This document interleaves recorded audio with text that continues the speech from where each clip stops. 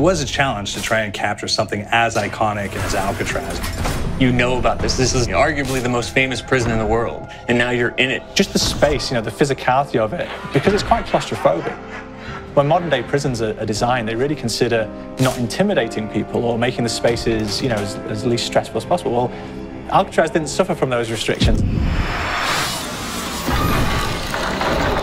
They did the research, they went out, studied Alcatraz, not just from books or internet.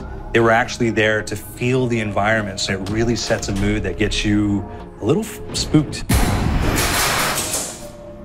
Well, we kind of started with the base layout of Alcatraz. The entire island we ended up roughing out in kind of a white box form, and then figuring out what play spaces we wanted to use out of that, what would be the most interesting areas to play in, and the connections between spaces, and spaces that the public doesn't necessarily get to go into. We really did a lot of pushing to really enhance that psychological horror aspect that we're really looking for. And this is a really good opportunity to really tell something special. Like I got stuck right through the gates to hell! This time around, I feel like it's been identified that there are these side missions that you're going to go out and try to accomplish. Al and the rest of the groups put together this escape plan, but the point is to get the parts and assemble this plane so they can get off the island.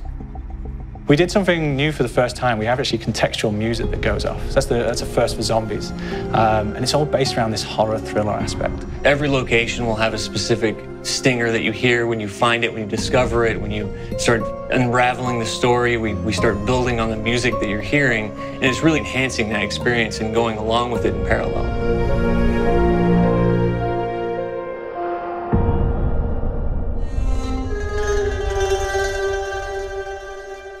Because we wanted to embrace this kind of horror thriller element, we wanted character actors, guys who could really embody someone and then convey emotion. So that's why we went for guys like Ray Liotta, getting in that kind of guy, you know, we wanted a frantic nature. So he plays a character called Billy Handsome, who's this kind of psychopath who would be employed by the mob to kill people in interesting ways.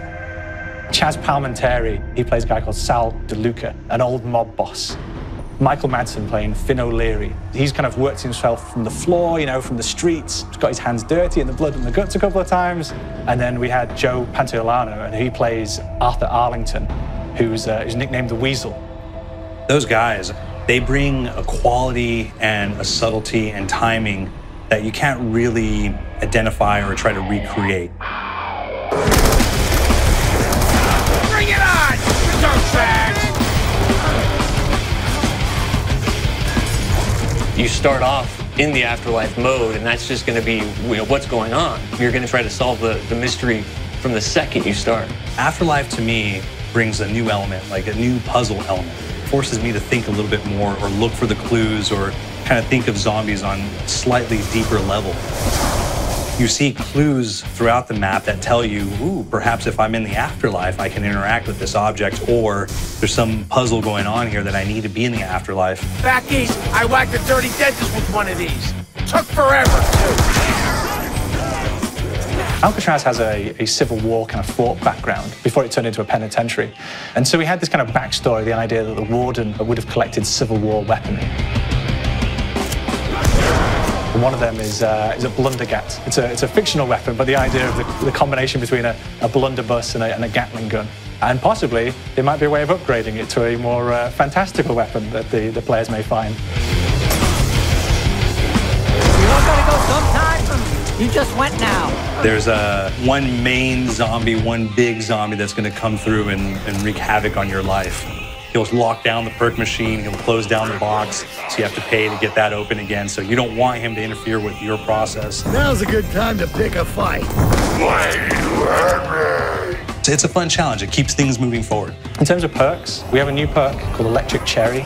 When you reload, it gives a shock around you, which scales over time. Who's asking for it, greaseball? There's so much to experience in this map. Every time I play it, there's a new tactic to take, a new experience, a new objective to go for.